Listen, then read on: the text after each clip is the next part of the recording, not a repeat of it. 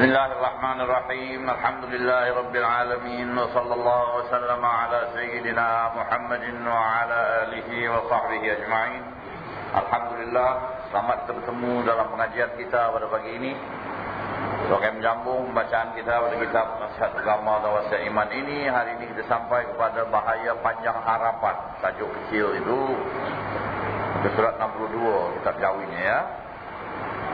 Bahaya panjang harapan. Maksud panjang harapan di sini ialah awak bercita-cita akan panjang umur, jadi dilambatkan pula amal-amal saleh. Nanti saya akan beramal, nanti saya akan beramal. Dia harap panjang umur. Jadi lama-lama dia bertahan tak beramal sampai ajalnya sampai tak ada sedia amal ya. Ketahuilah wahai saudara sekalian, saudara kaum muslimin, moga-moga Allah sedarkan diriku dan dirimu dari kelalaian, dan dia menunjukiku dan kamu sekalian untuk bersiap sedia berpindah dari tempat tinggal yang fana ini kepada tempat tinggal yang abadi. Bahawasanya perkara yang amat berbahaya sekali bagi manusia ialah panjang harapan. Itulah.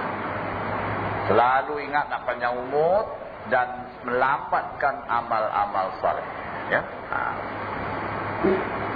Padahal kita selalu dengar apa yang dikatakan dari kata-kata hikmah Sayyidina Ali, dan ada yang mengatakan itu hadis Nabi, tapi ada khilaf kerana tak terang dia punya sanad, tapi isinya sangat bagus, iaitu apa yang biasa kita dengar selalu, buatlah kamu untuk duniamu seolah-olah kamu nak hidup selama-lamanya, dan buatlah untuk akhiratmu macam kamu nak mati besok. Ada orang mentafsirkan ini, buatlah kerja untuk duniamu seolah-olah kamu akan hidup selama-lamanya. Ada orang mentafsirkannya atau memahamkannya bahawa kita mesti kerja keras dalam dunia ni macam kita dah hidup lama, jadi kita kena sedia harta banyak-banyak. Macam nak hidup lama. Ada orang cakap macam tu. Tapi hakikatnya pada pendapat Sufi tidak begitu. Maknanya buat untuk kerja dunia ni macam nak hidup lama. Kalau tak ada hari ni hari tak dapat, besok ada. Tak ada besok, lusa ada. Jangan tamak sangat.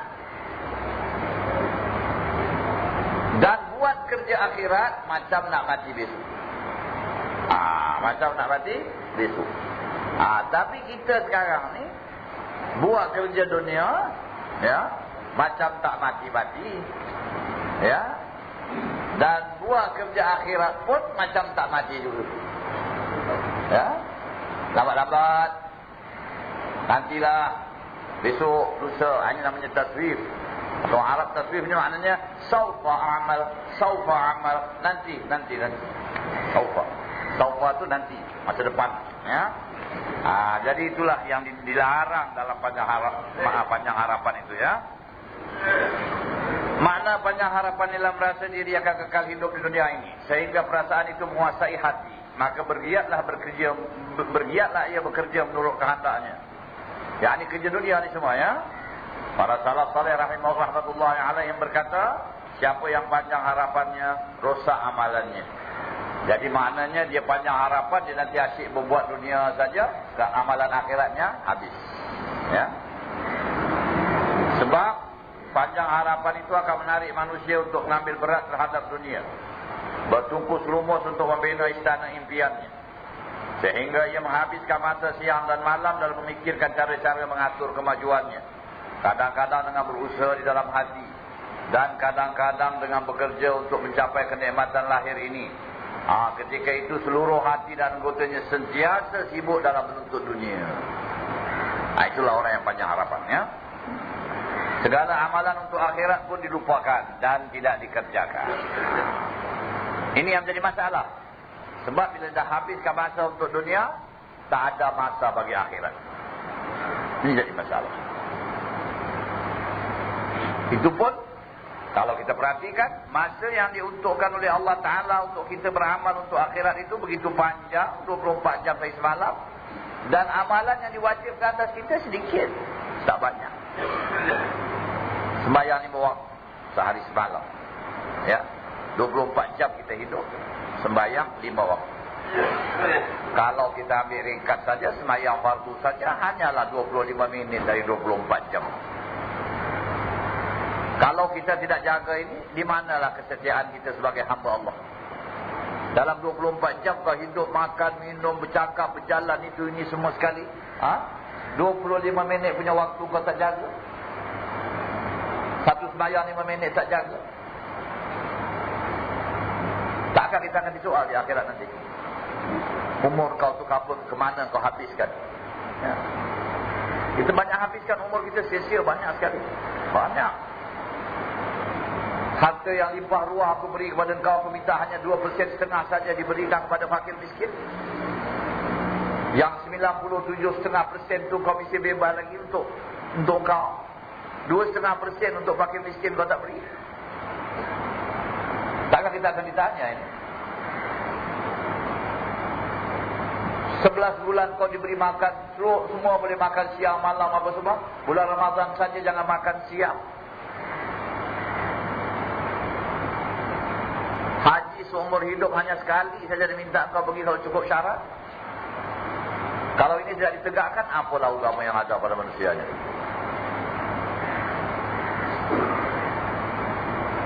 Dan aku larang jangan buat, sedang yang dilarang memang nampak bahaya je, nampak akibat buruknya, sedang yang halal banyak. Baik makan, baik perbuatan, baik apa semua. Pada keseluruhannya agama Islam ni, agama yang sesuai dengan fitrah manusia. Ya. Agama yang tidak mengabaikan apa saja yang diperlukan oleh manusia ini. Tak ada diabaikan. Maknanya apa yang manusia perlu dalam hidup ni? Makan, minum dia, berkahwinnya dan sebagainya, semua diberi jalan oleh syariat Islam dengan jalan yang sah. Tapi kenapa manusia baru menyeleweng pula? Inilah. Tak ada hujah lah bagi manusia untuk menghadap Allah Ta'ala kalau dibawanya dosa ini. Tak ada alasan bagi dia. Tak ada alasan. Tak ada alasan. Apa yang awak nak beri alasan pada Allah Ta'ala? Awak hidup tak sembahyang ke, tak puasa ke, tak zakat ke, tak haji ke, pergi buat maksiat ke? Apa alasan? Tak ada alasan. Itu yang dikatakan orang dalam dunia ni hidup tak beramal. Dia menghadap pada Allah tanpa sebarang alasan yang dia boleh beri. Itulah. Ya. Jika perkara itu perkara dunia, ia segera mengusahakan dan bertungkul lumus dalam menjayakannya. Tetapi jika perkara itu perkara akhirat, ia malas, cuai dan tidak ada masa lagi. Sepatutnya ia berganjak sebaliknya, yakni dia bertindak sebaliknya, bertungkul lumus terhadap perkara akhirat yang boleh menjamin baginya tempat tinggal yang abadi dan negeri tempat kembali yang bahagia.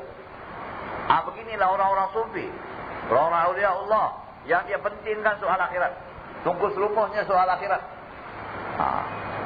Itu banyak kita dengar cerita orang awliya Allah ni, makannya sekadar apa yang dapat, asal dapat mendirikan tulang belakang untuk semayang sudah cukup, pakaian dapat menutup aurat. Itu falsafah mereka. Tapi kebanyakan manusia ni, dia ada 3 perkara ni lah yang menghalang dia daripada perkara ni. Iaitu apa? Nafsu dia, ya, syaitan dan iblis, dan juga pengaruh-pengaruh dunia ni yang begitu indah sekali. Kecuali kalau dia memikirkan tentang akhirat, barulah dapat, ya, pertolongan. Dia banyak berzikir kepada Allah, dapat pertolongan. Syaitan tidak akan mengganggu dan menggoda. Ya. Selalulah kita dalam dunia ni, kita ambil kira perkara dunia saja. Kalau sikit perkara dunia itu berubah dekat kita, kita berubah. Ya tidak? Kurang sikit apa-apa berubah. Ya. Tapi perkara akhirat kalau kurang kita tak berubah. Kita tinggal semayang, kita tak pernah rasa apa? Rasa sedih ke?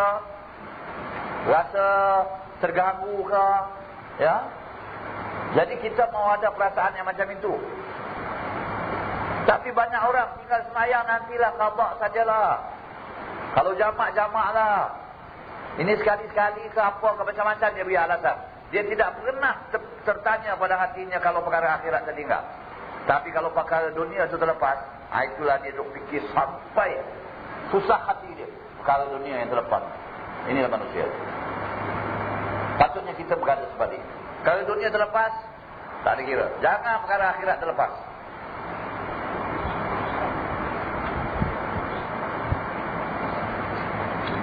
Allah Subhanahu wa taala dan Rasulnya sallallahu alaihi wasallam telah mengkhabarkan bahawasanya tempat tinggal itu syurga.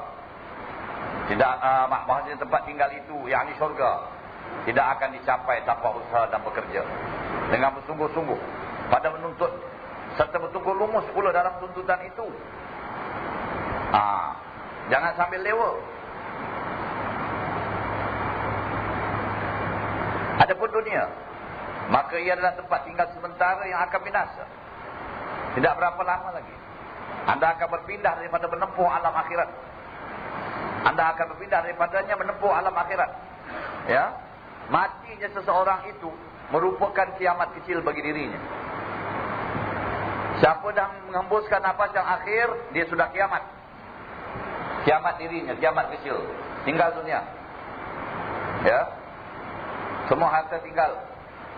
Semua yang disayangi tinggal.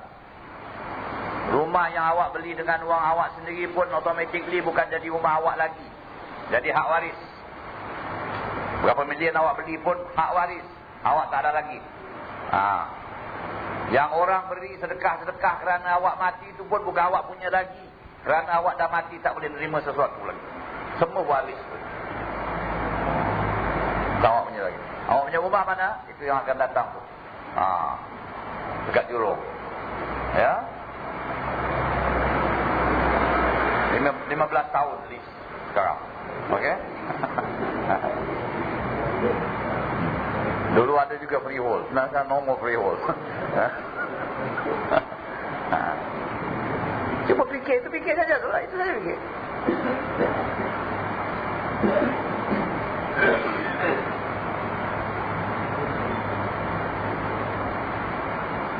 Ya, segala harta benda yang anda kumpulkan akan anda tinggalkan. Sebab itulah anda tidak dituntut untuk mencari dan mengambil berat terhadapnya, malah mengutamakan harta dunia itu. Dilarang oleh Allah Ta'ala dalam kitabnya dan di dalam ajaran Rasulnya sallallahu alaihi wasallam. Dan di sini kita mesti faham, mengutamakan maksudnya itulah fikiran kita siang malam pagi petang. Itu mengutamakan. Dan kita kena faham, kita bukan tak boleh cari dunia.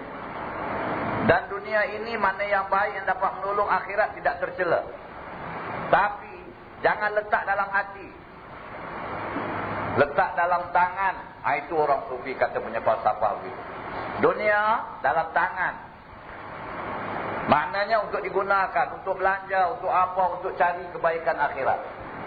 Sebagaimana yang telah dinasihatkan oleh Nabi Musa kepada Qarun. Bila Qarun meminta nak jadi orang kaya, Nabi Musa dah tolongkan dia sampai jadi orang kaya, tapi akhirnya dia memusuhi Nabi Musa. Dan memfitnahkan Nabi Musa dan ceritanya ada. Tapi kita tak dengar apa nasihat Nabi Musa kepada Qarun. Itu firman Allah Ta'ala. وَابْتَغِي فِيمَا آتَاكَ اللَّهُ الدَّارَ الْآخِرَةِ وَلَا تَنْسَ نَصِيبَكَ مِنَ الدُّنْيَا وَأَحْسِنْ كما أحسن الله إليك ولا تبغي الفساد في الأرض إن الله لا يحب المفسدين. وابتغي, tuntut, فيما آتاك الله الدار الآخرة, tuntut dengan apa yang Tuhan beri kepadamu itu akan akhirat. Yani harta yang berlimpah ruah yang banyak Tuhan beri kepada kamu itu dengannya tuntut akhirat. Cari akhirat. Sebab akhirat kekal. Jadi macam mana cari akhirat dengan harta ni? Belanjakan fi sabilillah. Masuk kira-kira awak. Belanja dalam kebajikan. Buat amal dengan harta. Itulah seperti Sayyidatina Khadijah bersama-sama Nabi Muhammad SAW. Sejak Khadijah tu hartanya semua diserah kepada Nabi Muhammad untuk perjuangan Nabi Muhammad SAW menegakkan syariat Allah di muka bumi. Sayyidina Abu Bakar As-Siddiq Sayyidina Uthman bin Affan, ini semua orang kaya-kaya. Sayyidina Abdul Rahman bin Auf, semua orang kaya. Mereka ini telah letakkan hartanya untuk fisabilillah. Itu yang dikatakan. Wabtaghi fima ataka Allah ad-daral akhirah wa la tansa nasibaka minad dunya. Dan jangan lupalah bahagianmu dari dunia. Maknanya bukanlah kamu tak boleh hidup senang lenang. Bukanlah tak boleh gunakan untuk dunia. Boleh. Gunakanlah. Berapa yang kita nak gunakan untuk dunia kita? Berapa rumah kita perlu? Berapa kereta kita perlu? Berapa makan kita perlu? Ya, gunakan. Asal halal. Jangan haram. Pakaian yang indah, yang cantik gunakan. Kemudahan yang ada. Tapi yang lebih, akhirat. Wahsin. Buat baik. Bila Tuhan dah buat baik kepadamu, seperti Tuhan buat baik padamu. Tuhan buat baik pada kamu, Tuhan kasih harta, kasih sihat, kasih itu. Buat baik pada orang lain. Wahsin kama ahsanallahu ilaik. Wala tabghil fasada fil ard. Dan jangan buat kerosakan di muka bumi. Sekarang ternyata ini Quran ni. Ini Quran dia kalamullah. Untuk selama-lamanya selagi dunia ni ada, Quran ada dipakai. Ini cerita bukan untuk karun satu orang. Orang macam karun ni dari dulu sampai sekarang ada. Ya tak? Buat kerosakan dengan harta. Sekarang kerosakan di muka bumi yang ada, di segala perang, segala apa, semua pasal apa? Cuba tanya, pasal apa? Pasal agama ke? Pasal menjaga maruah ke? Semua pasal harta. Ya tak? Pasal negeri, pasal harta, pasal hasil bumi, pasal apa, semua sekali dalam dunia ni orang berperang bergaduh. Pasal harta, carilah. Tak ada pasal lain. Tak ada orang pergi perang pasal mempertahankan moral itu ni. Pun kadang-kadang cakap zahir saja. Bohong. Yang dia punya belakang tu semua harta, kekayaan. Begini peranan harta dalam dunia. Kecuali orang yang beriman. Semua pasal harta. Orang nak pangkat dalam dunia pasal harta. Ya tak? Nak naik pangkat, pasal dia harta lah. Kita tengok keseluruhannya balik pada harta. Inilah bahaya harta ni. Yang Allah Ta'ala kata, jangan buat kerusakan di muka bumi. Orang ada harta, dia boleh buat kerusakan di muka bumi. Ya, saya boleh upah orang ini, kasih kau berapa miliar, kau bunuh orang ini. Kau buat ini, kau buat ini. Banyak salah dunia. Ya tak? Kasih duit. Dan orang jahat bila-bila pun menunggu. Ya. Satu Arab, sama ada dia dapat emas merah, atau dia mati darah merah mengalir. Tak kisah. Dua-dua merah. Ya. Merah emas atau merah darah. Inilah dunia. Tapi kalau orang fikir akhirat, amanlah dunia ni. Ya. Tapi orang bila buat bertindak tak ada fikir akhirat. Ya tak?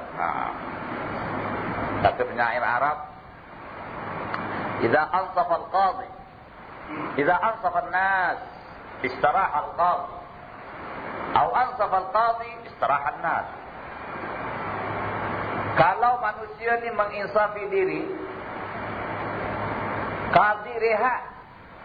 Qadhi ni maknanya hakim, judge kat mahkamah, rehat. Kalau manusia ni semua insaf diri, tak buat salah lah. Jadi qadhi ada relax sikit lah. Polis pun relax, semua relax. Ya tak? Jadi kalau orang ramai insaf, qadhi senang. Kalau qadhi insaf, orang ramai pun senang. Ni dua-dua tak insaf. Manusia sendiri tak insaf, qadhi macam tak insaf. Hancurlah dunia. Tak? Orang atas tak insaf, orang bawah tak insaf. Semua berbual kerja dunia. Perang. Inilah perang dalam dunia.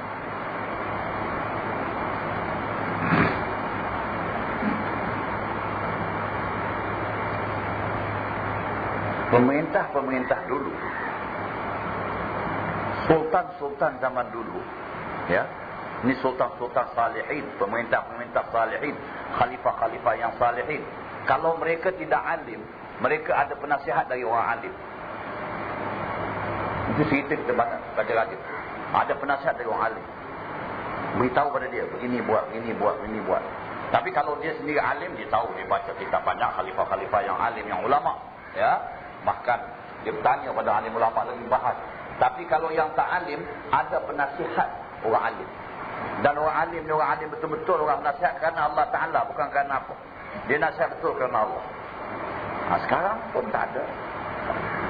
Jadi orang bertindak sendiri saja. Yang dapat nasihat ni orang bawah macam kita misalnya. Yang baca kitab-kitab macam ni.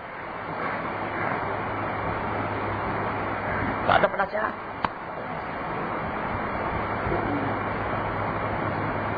Majlis ulama pun tak ada yang menasihat. Ya. Dia yang perlu nasihat tu orang atas tu nasihat. Orang bawah, orang ramai nasihat mana? Ustaz-ustaz nasihat kayak orang atas kena ada nasihat.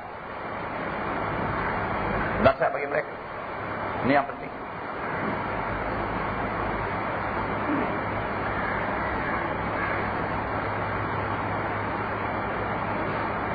Malah mengutamakan harta dunia itu dilarang oleh Allah Ta'ala kitabnya dalam ajaran Rasulnya SAW. Mengutamakan, ingat, mengutamakan, lebih mementingkan pikiran siang malam duit saja dengan tidak ada pikiran lain. Ya. Rezeki yang ditetapkan Allah itu bagimu tetap tidak akan lari, meskipun anda tidak mencari. Mana yang anda punya, anda mesti dapat. Yang anda tak dapat bukan anda punya. Yakin tu. Ya, yang anda tak dapat bukan anda punya. Yang anda punya mesti dapat. Dan Nabi SAW bersabda, tidak akan mati satu jiwa sehingga selesai rezeki dia. Maknanya dia bila dah mati, beras yang untuk diuntukkan untuk dia dah habis. Gula untuk dia dah habis. Semua dah habis. Dia dah makan banyak, dah habis. Kadang-kadang sebelum mati makanan dia dah habis. Bagaimana? Sampai dia sakit, nasi tak boleh makan. Kopi nasi dah habis lah. Beras kau dah habis lah. Ya? Gula tak boleh makan. Kopi gula dah habis. Ya? Apa lagi? Kau makan bahaya. Apa lagi? Daging tak boleh makan. Kopi daging dah habis. Kau dah makan banyak dulu. Kalau kau makan sikit-sikit, iyalah. Dulu dah makan banyak. Oh, sakit semua begitu kan? Mula-mula dia makan banyak, sakit. Tak boleh makan lagi. Dah habis, rezeki dah habis. Tutup. Habis. Subhanallah. Hari semua kita kena insaf. Ya? Ada orang tengok orang salih ni. Dah tua, umur 9 tahun. Semua dia boleh makan. Doktor kata no, daging boleh, ayam boleh, gula boleh, tak ada sakit dia. Pasal apa? Dia makan sikit-sikit dari dulu. Dia tak makan banyak. Sikit-sikit dia makan, belum habis lagi. Makan lah. Jadi pun badan dia tak bahaya. Ini kita dah makan banyak siang-siang dulu. Ada penyakit. Akan tetapi, apabila harapan anda untuk hidup menongkat langit, ini cakap Melayu ya, dan menongkat langit, sentiasa terperam dalam sanubarimu, maka mulalah anda bertungkul lumus dalam mengumpul harta dunia, sehingga terlalai pula dari menyediakan diri untuk hari akhirat. Anda lupa bahawa suatu hari kelak anda akan mati juga. Jika terlintas dalam hati untuk mengerjakan amalan-amalan saleh untuk akhirat, segera anda tak tangguhkan terlebih dahulu. Sehingga ada masa lapang sudah menyelesaikan kerja-kerjamu untuk dunia. Anda bertindak demikian, seolah-olah ajal dan maut berada dalam tanganmu. Seolah-olah anda dapat menentukan mati bila-bila anda suka. Semuanya itu adalah dari bahaya sifat panjang harapan. Itulah nanti bila dah nak mati, minta pula pada Allah Ta'ala nak balik ke dunia, nak buat amal. Itu yang difirmankan oleh Allah Ta'ala.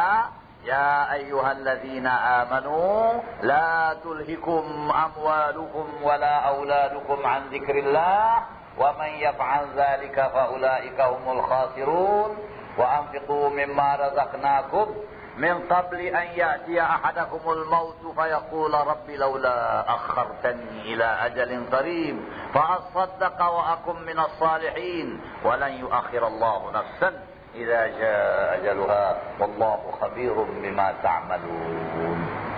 Ya ayyuhalladzina amanu, hai sekalian orang yang beriman, la tulhikum amwalukum wala auladukum an zikrillah. Janganlah hendaknya kamu dilalaikan oleh harta dan anak-anak untuk mengingati Allah. Kerana harta tak sembahyang, lupa sembahyang, lalai sembahyang. Kerana anak pun begitu juga, tak kira buat halal haram pasal nak besarkan anak, nak jaga anak. Ya,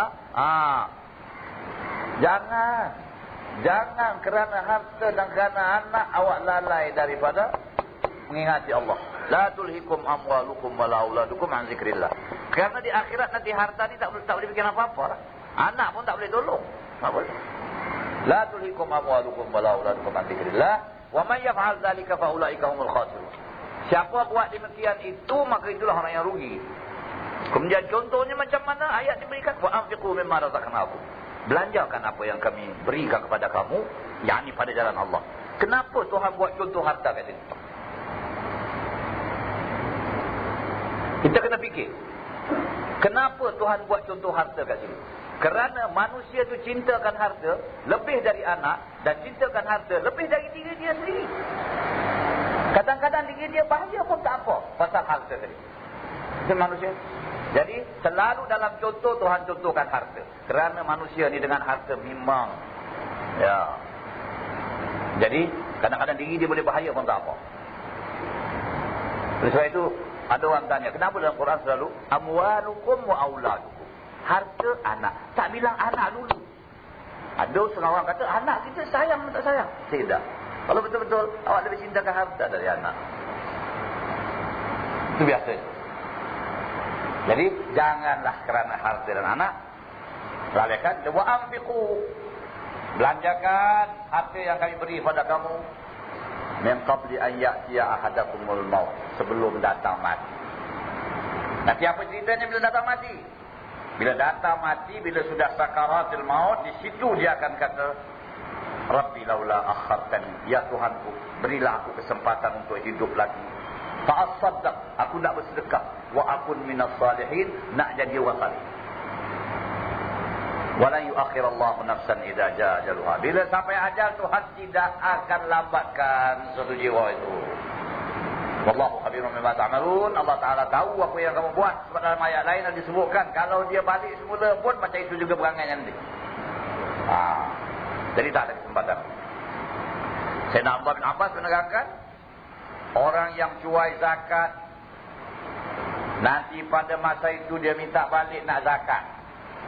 Orang yang cuai haji, masa itulah sakaratil maut, dia minta nak panjang umur lagi, nak pergi haji. Orang yang tak buat sembahyang, tak buat puasa, pendeknya apa saja yang dia lalaikan di dalam dunia dulu, di situ dia minta balik. Masa sakaratil maut, tak ada lagi. Tak ada.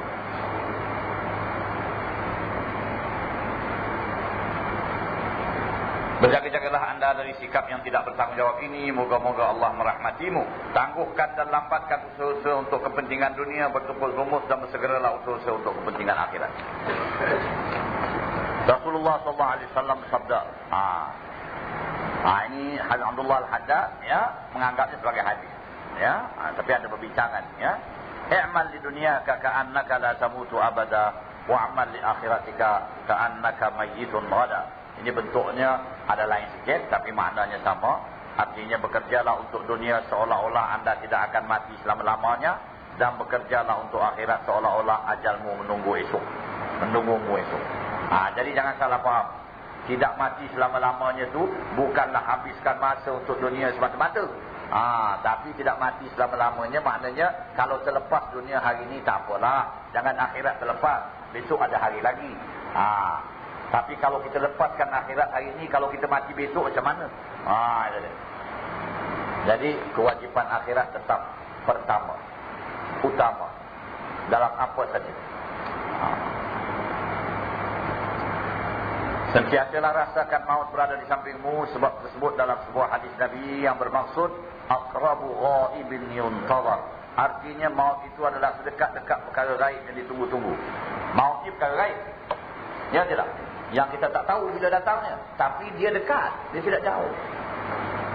Ajal kita, subhanallah, ya. Kita tengoklah macam mana, ya, dalam dunia sekarang ni, taknya dunia moden ni, banyak contoh teladan.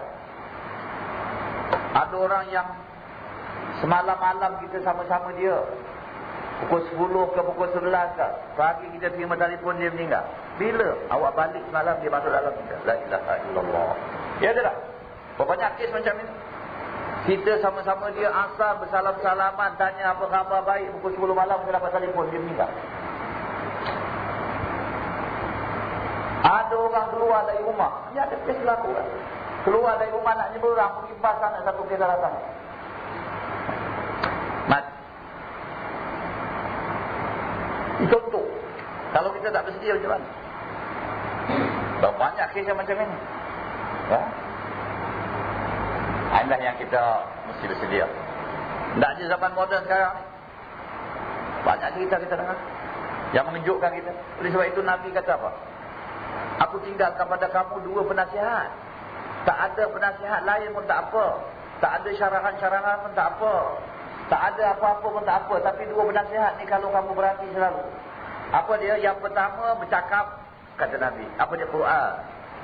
Baca Quran. Tengok Quran, apa kata Quran. Yang kedua senyap. Apa dia senyap? Mati. Mati itu penasihat senyap. Dengar khabar sebulan mati. Dia pun fikir. Patut jadi penasihat bagi kita. Tapi kadang-kadang kita pergi kubur tanam orang mati. Ini macam kita tak mati tau. Dia dah mati kesian hari. Kita pun mati kat rumah. Kita tak mati. Padahal kita patut insaf. Ini hari dia. Besok kita. So, kita. Ini hari kita mati sendiri. Besok orang mandikan kita. Ini kita kena jaga. Ini perkara yang mesti datang punya. Pokoknya awak bersedia saja. Bersedia. Dengan amal saleh, dengan kebajikan, dengan lalai. Mana yang ada tertinggal, lekas-lekas buat. Mana yang ada terhutang, lekas-lekas jelaskan. Mana-mana yang ada.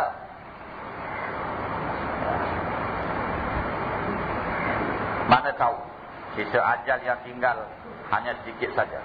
Padahal anda sedang sibuk dengan urusan dunia, membelakangi pula urusan akhirat. Jika maut datang menyambar anda sedang anda dalam keadaan tersebut, nascaya anda kembali kepada Tuhan sedang anda masih belum bersiap sedia untuk menemuinya. Jika boleh, tentu anda akan memohon agar ditangguhkan maut yang datang itu hingga ke satu masa lain. Malangnya demikian itu tidak boleh dan tidak akan dikabulkan. Allah berfirman, hatta idza jaa ahadahumul maut. Ini yang saya kata ayat lagi satu, ya. Hatta idza jaa ahadahumul maut qala rabbirji'un la'alli a'mal salihan fima taraktu. Kalla innaha kalimatun huwa qailuha wa min waraihim barzakhun ila yaumi yub'atsun. Artinya sehingga ketika maut telah datang kepada seseorang di antara mereka dan dia berkata, wahai Tuhanku, kembalikanlah aku hidup supaya aku mengerjakan perbuatan baik yang telah aku tinggalkan itu. Tidak, sesungguhnya perkataan itu hanya sekadar dapat diucapkan. Itu dia. Ditangkap saja. Nanti kalau kasih banyak umur di balik dunia, di balik asal macam dulu. Penyakit manusia. Ya? Di hadapan mereka ada barzakh, dinding yang membatasi sampai hari mereka dibangkitkan.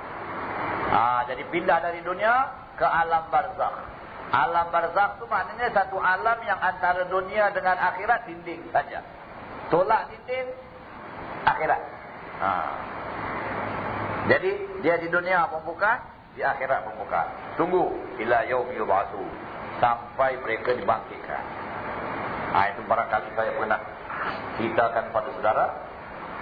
Ada seorang saleh, orang saleh lah, orang baik. Dia pergi menziarahi seorang saleh juga, seorang wali di negeri Baghdad. Ziarah. Dia di kampung. Baghdad tu bandar lah. Dia pergi rumah saudara kawannya itu, sahabat dia. Cakaplah apa semua, buah-buah. Dan kemudian dia kata, tuan saya ini datang inginlah nak tengok bandar Baghdad. Rumah-rumah yang cantik ini. Dia bilang boleh lah. Nanti lepas asar kita jalan. Lepas main asar mereka berjalan di kota Baghdad, tengok rumah-rumah besar. Dan ada orang yang ni kenal, ini rumah Sianu, ini rumah Sianu, ini rumah Sianu, ini keluarga besar. Lepas itu dia jalan dah habis semua, dia bawa main dia jalan lagi lah, bawa tempat yang tak ada orang tinggal lagi. Tahu-tahu jumpa kubur. Ini awak nak pergi mana ni? Kita ziarah kubur pula lah. Ya. Kenapa nak jalan kubur? Saya bukan nak jalan kubur. Kubur saya tahu tempatnya. Kalau saya nak tengok bandar Baghdad ni yang cantik, yang indah, yang bagus. Dia kata saya nak tunjukkan awak. Rumah yang awak nampak besar dekat situ, orangnya dekat dalam sini sekarang. Yang punya. Di kubur dia. Dia dah mati. Dia duduk sini lagi lama daripada duduk sini. Dia duduk situ sekejap. Apa tahu dia fikir, lepas itu dia mati langsung sini. Rumah yang lagi satu, kuburnya ini. Dia tunjukkan. Orang yang punya semua dah mati. Rumahnya lagi ada. Dan dia kata orang ni duduk sini lebih lama daripada duduk dalam rumah dia. Dia tak? Dah tentu lah. Tunggu alam barzakh ni sampai habis kiamat dulu. Ada orang baru masuk sekejap aja rumah baru. Sampai masuk sekali mati kat rumah. Ada orang buat rumah belum sempat pindah lagi, dia pindah kubur. Ada? Jadi bikin rumah besar, dia tak mati. Pada dia dapat. Itu didikan orang sufi macam tu. Dia tak mau orang tengok bandar, kata nanti dia naik mabuk balik rumah, esok balik kampung, tengok kampung dia tak jadi. Tengok kubur balik. Jadi balik, tak ada sikit apa? Tak ada susah hati lah kan? Itu sebab Nabi kadang-kadang melarang isteri-isterinya berkunjung ke rumah sahabat-sahabat yang kaya. Jangan pergi orang kaya. Pasal apa? Dia pergi orang kaya teruk ini balik hati mengsah. Rumah dia tak ada benda. Ini yang penyakit tuan-tuan dia kan. Pergi orang kaya tengok, dia ada itu, dia beli barang ini, dia beli ini, balik rumah dia cakap dengan suami dia. Rumah orang tu ada ini, ada itu. Jangan pergi orang kaya.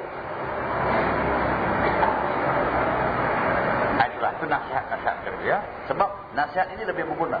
Tapi sekarang kadang-kadang orang marah, apa ni? Mematikan semangat orang. Dia bilang macam ini. Orang nak maju dalam dunia. Kau maju dalam dunia, kita kau mati juga. Kau nak pergi mana?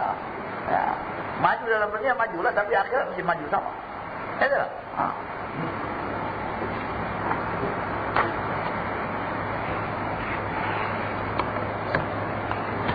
Jika demikian kesudahan manusia, maka tiada seorang pun yang memanjangkan harapan dengan mencuaikan amalan-amalan untuk akhirat. Dan tiada menyediakan diri untuk menghadapi maut, melainkan dia bodoh dan terpedaya. Rasulullah SAW pernah bersabda, Al-kayyisu man dana nafsahu, yani hasabaha, wa amila lima ba'dal maut. Wal-ajizu man atba'a nafsahu hawaha, wa tamanna ala Allahil amani.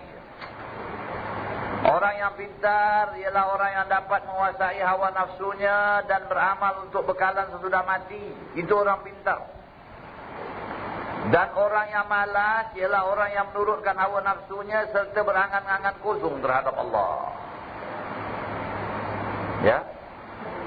Berangan-angan kosong terhadap Allah. Ada orang, dia kata apa tahu? Kita punya amal ni tak boleh memasukkan kita ke syurga. Ya tak? Kita masuk syurga bukan dengan amal kita kan? Dengan apa? Rahmat Allah. So akan datang kita dengan rahmat Allah. Jadi ada orang salah faham. Dia pun tak beramal. Dia kata kalau kau beramal pun Tuhan nak masukkan kau ke neraka. Siapa boleh tahan? Ini urusan Allah. Orang yang tak beramal boleh masuk surga dan orang yang beramal boleh masuk neraka. Itu boleh. Kemungkinannya ada. Sebab tak ada wajib atas Allah sesuatu. Jadi dia pun tak beramal. Kalau tak beramal pun boleh juga masuk syurga. Kalau Tuhan masukkan. Imam Ghazali beri contoh senang saja. Apa kata dia? Kalau dalam dunia ni orang tu tak buat kerja apa-apa, tapi dia berangan-angan. Kalau aku tak kerja pun, kalau Tuhan nak kasih, aku boleh dapat rumah besar. Boleh kan? Cuba fikir. Ada tak orang itu ke dunia? Ya? Duduk aja kat rumah, kalau Tuhan nak kasih rumah besar, aku boleh dapat. Aku boleh dapat kebun sekian-sekian banyak. Dia angan-angan. Orang kata kau gila apa? Ya? Kalau satu kerja tak ada, duduk kat rumah nak angan-angan dapat rumah, dapat apa sebab kerja tak buat. Ini dunia. Kalau akhirat boleh juga gitu. Semayang tidak, semua tidak. Kalau Tuhan nak masukkan syurga boleh. Tak angan-angan ni. Ini lagi besar angan-angan. Dunia pun Tuhan boleh kaji juga. Tapi akhirat mesti ada amal. Jadi jangan angan-angan. Berapa banyak orang dalam dunia angan-angan? Ya. Dia punya kerja, amal tak ada. Ya. Maksiat ada. Kata orang sini sana banyak. Tapi dia angan-angan. Kalau Tuhan nak masukkan syurga bila-bila pun boleh. Orang buat amal ni bukan tentu masuk syurga dia. Ini angan-angan dia. Padahal dia punya amalan semua amalan dia tak betul. Tapi dia angan-angan nak masuk surga. Ya. Itu yang saya katakan selalu. Ya. Dia kata, kita tak beramal pun kalau Tuhan nak masukkan surga boleh. Ya. Orang yang beramal belum tentu masuk surga. Jadi seolah-olah dia yang tak beramal ni boleh jadi masuk syurga. Ya, tentu masuk syurga. Kita akan kata pada dia, orang yang beramal belum tentu, kau tak beramal tentu kan?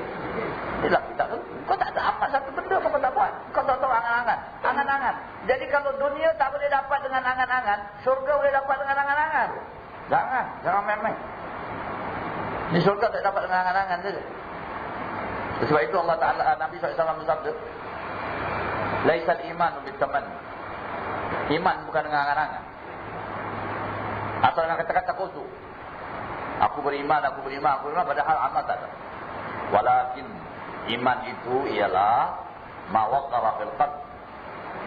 Dan semak dalam hati, wa saddaqahu al-amal. Dibuktikan pula dengan amalan. Kalau tak ada amal untuk khayal saja atau angan-angan saja. Angan-angan tak boleh membawa ke syurga. Angan-angan kosong terhadap Allah.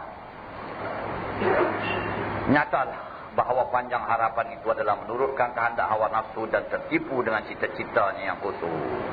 Ya. Ini angan-angan, ini cita-cita nak panjang umur. Ini pun syaitan yang bisikkan selalu tu. Pasal dia panjang umur, Tuhan kasih dia. Iblis panjang umur, belum mati lagi. Dan sampai kiamat dia akan tunggu. Dia pergi bisik ke orang tu sekali. Kau minta macam aku lah. Kiranya panjang umur, tapi amal tak ada. Mengacau orang aja kerja dalam dunia ni. Setengah salaf salih radhiyallahu anhum berkata, yakni orang-orang dulu yang salihin, orang baik, andainya anda dapat melihat ajalmu dan kehampirannya, nescaya anda akan membenci panjang harapan dan tipu daya.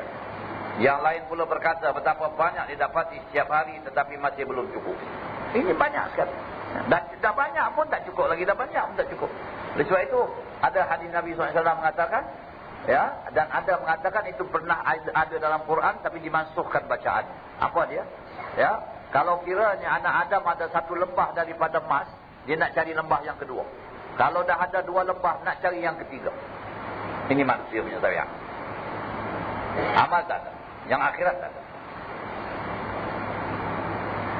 Dan betapa banyak pula yang diharap-harapkan pada hari esok, namun tidak dapat dijaminnya. Ada yang berkata lagi, betapa ramai orang ketawa sepenuh mulutnya, sedang kain kafannya telah disediakan oleh tukang jahit. Dia punya kafan dah ada, orang dah fikir untuk dia. Maknanya dia yang akan beli nanti. Padahal dia malam-malam tadi ketawa, senang, lenang. Ya, kain kafan dah ada. Subhanallah. Dalam sebuah hadis tersebut, yanju awwalu hadhihi al-ummah biz-zuhdi wal yaqin wa yahliku akhiruha bil hirsi wa tulil amal.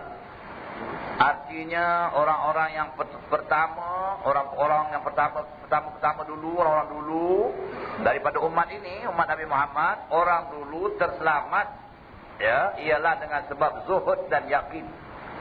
Zuhud itu artinya tidak tamakkan dunia. Tidak. Yakin dengan apa? Dengan maut. Perkara yang amat aku khawatirkan atas kamu ialah menurutkan hawa nafsu dan panjang harapan. Adapun menurut hawa nafsu itu akan menghalang kamu dari menjunjung yang hak dan benar.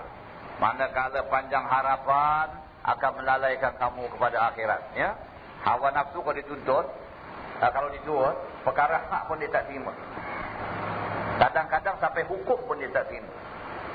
Pasal dia punya nafsu tak mau perkara. Nafsu dia tak senang dengan itu. Hukum dia tolak. Yang benar dia kata tak benar. Itu apa bahaya menurut hawa nafsu. Ini banyak. Ya. Manakala panjang harapan akan melalaikan kamu pada akhirat.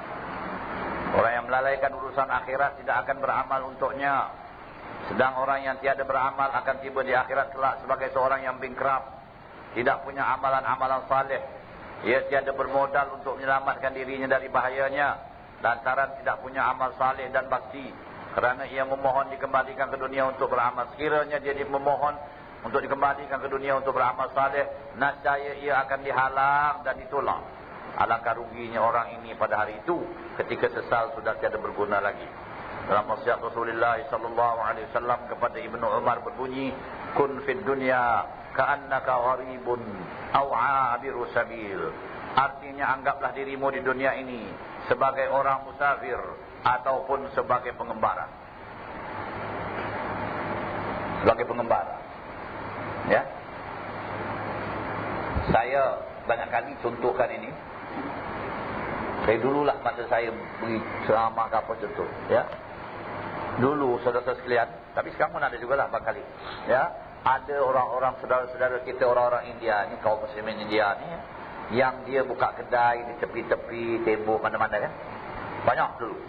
Sekarang pun ada juga, tapi sekarang undang-undang dah mana-mana supaya ada. Ya. Dia ni tak ada rumah tau. Dia duduk kat situ. Malam-malam dia tutup dia punya kedai tu, dia bentang satu tahu satu apa dia duduk situ. Mandi pun kat situ juga, semua kat situ. Siang malam pagi dia buka, malam dia tutup je. Ya, kalau kita tanya pada dia, awak ni tak ada rumah? Sini dah ada dia. India tak ada. Kat sana rumah dia besar. Ada sawah ladang kat sana. Dia balik sana jadi orang kaya. Orang kaya. Dekat sini dia menjaga kat situ lah. Tepi tu. Itu 3 bulan sekali dia balik. Ganti orang lain tengok kan dia balik. Dia kumpul kat sana. Ya. Inilah orang musafir. Dia kata saya buat apa duduk sini? Sini bukan negeri saya ni. Saya sini cari makan saja lah. Saya duduk sana. Isteri pun kat sana. Anak-anak kat sana. Semua kat sana. Bertahun-tahun dia buat macam tu. Bukan setahun dua. Ini dikatakan musafir, abir sabir. Bila kita tanya kenapa tak ada buat sini? Ini bukan negeri saya. Saya tak perlu sini. Saya punya negeri kat sana. Saya nak balik sana. Kita dalam dunia ni patut macam tu. Balik mana? Balik akhirat? Tidak. Balik akhirat. Semua dia buat ni kumpul untuk akhirat lah. Itu yang Habib Allah haddatkan dalam syairnya. Wa ma hadhihi dunya bidari iqamatin. Ini dunia bukan tempat bermukim. Wa ma hiya illa kat-tariqi ila al-watan. Dia hanya seperti jalan membawa ke tanah air. Wa madar illa jannatun liman ittaqwa. Rumah yang sebenarnya ialah syurga bagi orang yang bertakwa. Wa nar, dan api neraka liman lam yattaqillah. Fasma'an, dan nar bagi orang yang tak takwa pada Allah. Sayyidina Utsman bin Affan radhiyallahu anhu, beliau ini orang kaya. Utsman bin Affan, orang kaya. Ya. Satu masa dia bawa hartanya untuk perjuangan fi sabilillah. Ya. Ada satu angkatan tentera dalam sejarah, kalau tak silap saya, angkatan tentera itu nak keluar berjuang fi sabilillah. Sayyidina Utsman kata, ya Rasulullah, ini angkatan tentera semua saya punya tanggung. Yani segala senjatanya, segala makan minum askarnya, semua saya tanggung. Saya tanggung. Serahkan pada saya. Ya, sebab dia besar. Dan kalau tak silap saya, inilah juga yang disabdakan oleh Nabi pada Sayyidina Utsman. Kata Nabi, apa pun Utsman buat lepas ini, apa pun Sayyidina Utsman buat lepas ini, tak akan membahayakan dia lagi. Maknanya, kira-kira kalau dosa pun Tuhan akan ampun kalau Utsman. Maksud dari hadis ini, ma darra Utsman ma fa'ala ba'da hadha. Kata Nabi. Begitu, maknanya pengorbanan dia begitu besar. Jadi Nabi seolah-olah beri jaminan pada dia, engkau akan dapat ampun syurga. Akan dapat ampun dan dapat syurga. Ini Sayyidina Utsman dengan kekayaan. Bila beliau ini jadi khalifah, dunia Islam di masa itu telah terbuka luas. Dan orang-orang kaya dah ramai. Sebab orang Islam dah keluar negeri, dah apa semua bebas, orang datang Madinah menyaga. Pendeknya dah banyak orang kaya lah. Dan pegawai-pegawai Sayyidina Utsman ini pula, banyak daripada orang-orang yang dirasakan oleh Sayyidina Utsman sendiri lebih mementingkan dunia dari akhirat. Semangat mereka tu tak seperti semangat sahabat-sahabat Nabi yang mula-mula. Manusia ni memang tak sama lah. Ya tak? Kemudian dia dilantik menjadi khalifah. Mula-mula sekali, sebab khalifah ni bila dilantik, dia mesti buat ucapan. Ucapan dikiranya ucapan polisi dia lah, ucapan dasar dia. Dan orang akan nampak daripada ucapan itu macam mana cara pemerintahan yang dia akan jalankan. Tapi Sayyidina Utsman dia membuat ucapan, iaitu dengan membawakan satu firman Allah Ta'ala dalam Quran. Itu firman Allah SWT, i'lamu annamal hayatud dunya la'ibun wa lahun wa zinatun wa tafakhurun wa takathurun bainakum fil amwali wal aulad kamathali ghaythin A'jabal kuffara nabatu thumma yahiju fatarahu musfarra thumma yakunu hutama wa fil akhirati 'adzabun syadidun wa maghfiratun minallahi wa ridwan wa mal hayatud dunya illa mata'ul ghurur. Itu ayat Quran, satu ayat Quran. I'lamu, itu firman Allah. I'lamu, ketahuilah, annamal hayatud dunya, sesungguhnya kehidupan dunia ini la'ib, main-main, la'ibun. Inilah dunia ni terhibur dengan permainan seluruh dunia. Sini sana orang buat main-main, semua main. Ya, hiburan, la'ibun. Walau senda gurau, hiburan. Watafa wazina, perhiasan itu. Ini orang berlumba-lumba. Rumah, kereta, sawah ladang dan sebagainya lah, wazina, perhiasan dunia. Watafakhur, bermegah-megah. Watakatsur fil amwali wal aulad, berlumba-lumba memperbanyak harta dan anak. Ini 5 perkara. Yang pertama sekali kita nak tahu kenapa Sayyidina Uthman buat ucapannya dengan ayat. Kerana yang pertama, di masa itu orang semua mewah. Kemudian dia khawatir orang akan kata khalifah kita kaya, itu mesti jadi kaya. Sebab Khalifah Uthman kaya. Ya, tapi dia orang tak tengok Sayyidina Uthman dia punya hidup macam mana. Siang selalu puasa, malam bangun ibadah. As-sa'imi bin nahar wal qa'imi bil ashar. Orang yang siang selalu puasa, masa sahur, masa malam, tiap-tiap malam bangun ibadah. Sayyidina Uthman kafar, radhiyallahu anhu. Tapi dia orang kaya. Jadi dia takut orang-orang ini, rakyat ni selalu ikut pemerintah lah. Ya, jadi rakyat ikut raja. Jadi dia khawatir. Ini dia orang tengok aku kaya macam ini dan dia orang pun dah kaya, nanti habis ini agama mereka ini. Ya, jadi dia ingatkan dengan ayat ini. Dunia ni ini 5 perkara. Ya, main-main, senda gurau, perhiasan, megah-megah, masing-masing berlumba-lumba untuk cantikkan keadaan dia, untuk indahkan dia, dan berlumba-lumba berbanyak anak dan harta. Ini semua kata Allah Ta'ala kamatsali ghaib, macam hujan yang turun. Hujan ni kalau turun sangat mengkagumkan petani-petani. Dan apa? Nanti pokok-pokok akan apa? Hidup merencuk semua sekali. Wah, petani sangat suka bila hujan turun. Air banyak, semua boleh sablai air semua. Wah, masya-Allah. Sedang petani. A'jabal kuffara nama. Tapi ini tak nama. Summa yahid. Nanti panas datang kering. Dah kering jadi hitam. Jatuh lumat di pijak orang. Semua yakunu hudam. Jadilah hampas saja. Ya, ini hidup dunia. Rumah cantik-cantik kau dah ubah jadi. Jadi saya kata, bertukar begitu hebat sekali bila langgar saja, hancur sekali, habis. Ya tak? Begitu cantiknya kereta saya melanggar hancur. Sekejap saja. Memang pokok yang mula-mula hijau kering, jatuh daun yang hijau, jatuh tu dah kering, jatuh orang pijak jadi hitam. Tak sama dia dengan pokok yang tak pokok hijau. Sebentar. Ayat itu maksud. Thumma yahiju fatarahu musfarra thumma yakunu hutama wa fil akhirah. Dan hidup di akhirat itulah yang betul, tapi 2.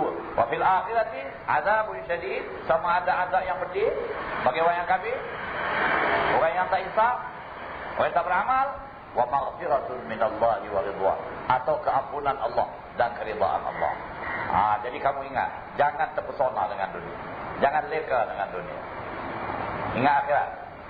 Wa mal hayatud dunya illa mata'ul ghurur. Kehidupan di dunia ini ialah mata benda yang menipu.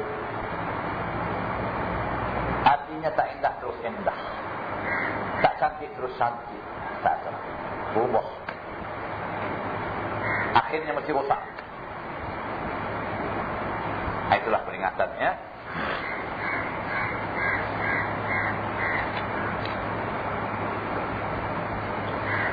Jadi kun di dunia ka'annaka gharibun aw 'abiru sabil. Artinya anggaplah dirimu di dunia ini sebagai seorang musafir ataupun sebagai pengembara yang akan balik ke kampungnya. Hadis ini menganjurkan kita supaya sentiasa mengingatkan mati dan mengurangkan cinta terhadap dunia yang fana ini. Ya, Ibnu Umar radhiyallahu anhu. Ini ingatkan mati ni banyak kali saya dah terangkan. Makna ingatkan mati ni maknanya bukanlah awak tak buat kerja sama sekali, duduk aja tunggu mati kat atas tikas semayang terbaring aja, bukan itu. Ingat mati ni maknanya bila awak berhadapan dengan maksiat, nak buat maksiat, ingat kalau mati tak jadilah buat maksiat. Nak tinggalkan ibadat, oh nanti ini nak sewaktu semayang, nanti tak lagi semayang kalau mati, belum sempat semayang. Misalnya lah gitu. Bila nak keluar zakat, nak kasih orang ni lokek-lokek ni, kalau mati rugi kau tak dapat buat amal. Kau dah kasih ni dah untuk pahala ni. Kena ingat itu maksud ingat mati itu. Manusia ni kalau ingat mati tak jadilah semua dunia perang-perang ni semua tak ada lagi. Gaduh-gaduh semua tak ada kan. Masing-masing dah ingat aku ni pun tua, kalau mati macam mana. Tapi inilah harapan panjang lagi, dah tua pun macam nak hidup sampai lama lagi. Macam-macam hal dia buat. Ya tak? Ini manusia. Tak ingat mati. Kalau ingat mati dia insaf kan. Tak ingat. Oleh sebab itu orang sufi, satu daripada sifat yang penting ingat mati. Bila awak buat, katalah awak rasa dendam terhadap seorang, awak itu ini ya, sana ya. Kalau aku mati, habis. Bila nak buat maksiat, ingat. Maksiat tu sekejap saja. Dia punya nikmat maksiat sekejap. Tapi dia punya aib, dia punya dosa terus. Ya.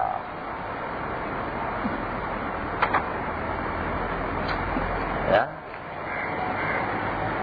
Ibnu Umar radhiyallahu anhu pernah berkata, "Idza asbahta fala tantazir al-masa wa idza amsayta fala tantazir as-sabah wa khudh min hayatika li mautik wa min sihhatika li saqamik." Artinya jika anda masih hidup di waktu pagi, jangan tunggu hingga ke petang. Maknanya jangan dilambatkan amal yang patut buat pagi, nak buat kat petang. Buat kat pagi ni mesti ada umur. Dan jika anda masih hidup di waktu petang, jangan tunggu hingga ke pagi. Dan kalau zaman Sayyidina Umar itu, zaman beliau ini barangkali tak nampaklah macam zaman kita orang yang malam tadi kita kata sama-sama pagi mati, petang sama-sama juga. Dulu barangkali kurang macam ini. Sekarang dah banyak ni. Ini betul-betul praktikal macam. Ya? Kau nak buat amal kebajikan, kau kata besoklah buat. Belum tahu kau boleh sampai besok. Malam belum tahu apa jadi pada kau. Buat kebajikan. Kalau masa pagi, buat pagi. Petang, buat petang. Jangan tunggu. Jangan tunggu. Kebajikan. Kebaikan. Amal saleh. Jangan tunggu. Jangan tunggu.